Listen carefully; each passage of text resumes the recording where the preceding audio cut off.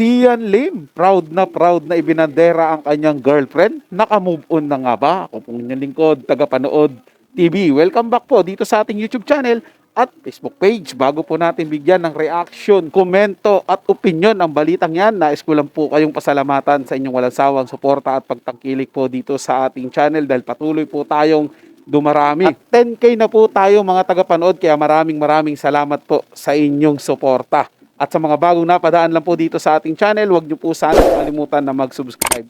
Hit niyo na rin po notification bell para lagi po kayong updated sa mga bago pang video na ating ilalabas. Share, like, and comment din po kayo mga tagapanood, ating babasahin at pupusuan. Kaya naman simulan na po natin ang ating reaction video sa araw na to mga tagapanood. Let's do this! Sian Lim proud na ibinandera ang kanyang girlfriend na si Iris Lee sa premiere ng kanilang movie Kumantong.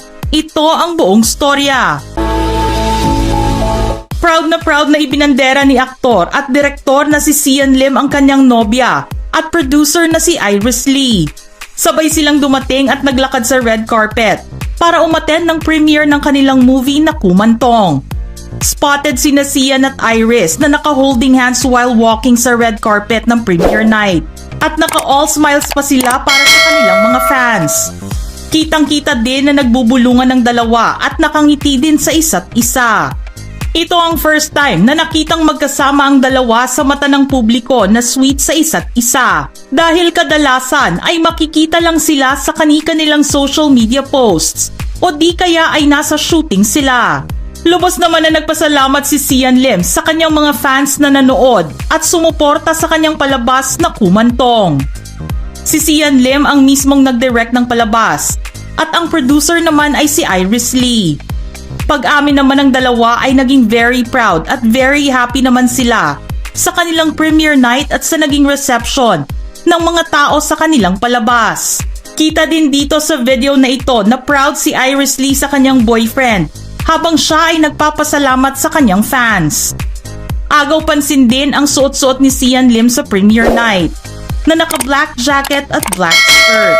Nang makapanayam si Sian Lim tungkol dito, sinabi niya na gusto lang niyang mag-try ng something new para sa kanyang look. Ang Kumantong ay isang Thai-Filipino film na pinagbibidahan ni Cindy Miranda, Althea Ruedas, Eman Esquivel, at Thai celebrities Max Natapol at Jaria Terracausal.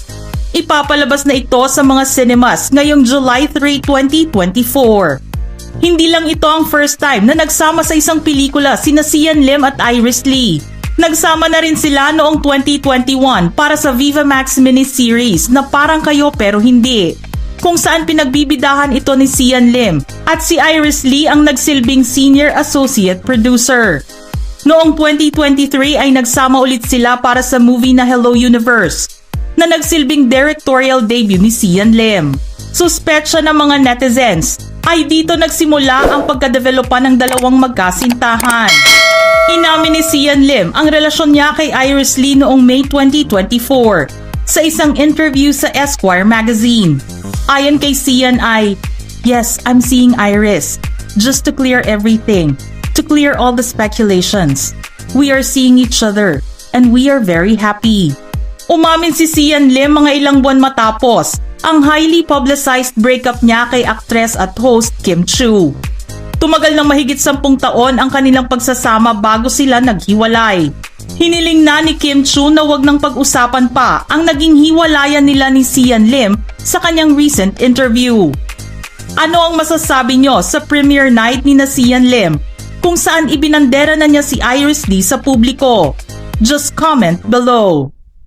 Parang gusto po ata magbigay ni Sian Lim ng statement po dito mga tagapanood na naka-recover o naka-move on na po siya kay Kim Chiu. Wow! Ginandera niya na po yung kanyang GF. Yun na po yung patunay. Parang gusto niya sabihin, okay, happy ako. May GF na ako. Eto na kami. Magkasama kami ngayon at masayang masaya. Parang ganyan po mga tagapanood.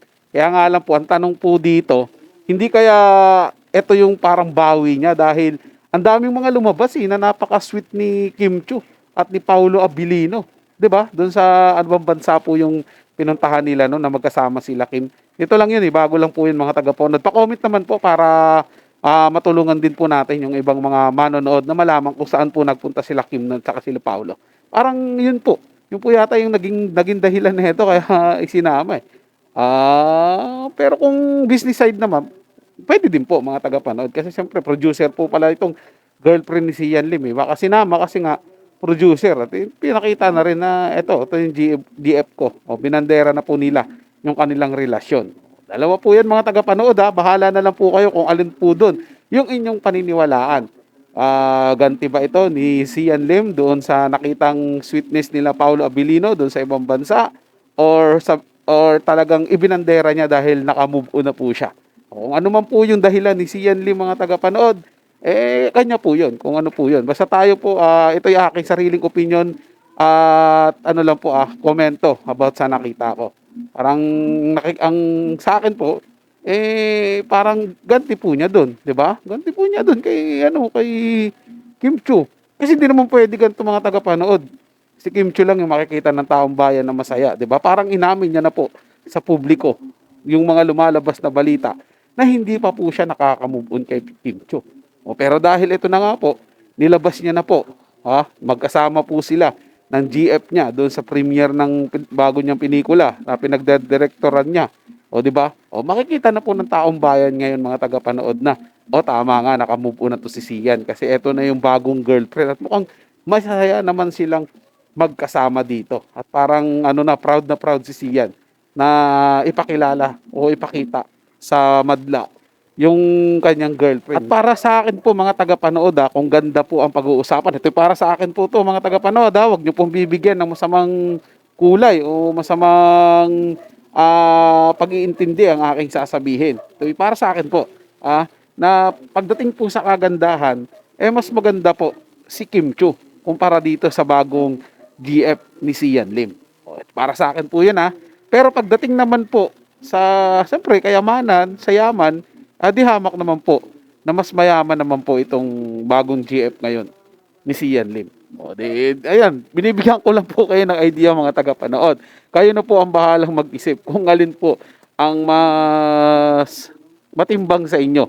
So, sarili ko pong opinion mga tagapanood. Kayo, mag-komento rin po kayo, magbigay rin po kayo ng opinion dito sa comment section. Pag-usapan po natin yan mga tagapanood. Welcome po kayo at pupusuan ko pa yan.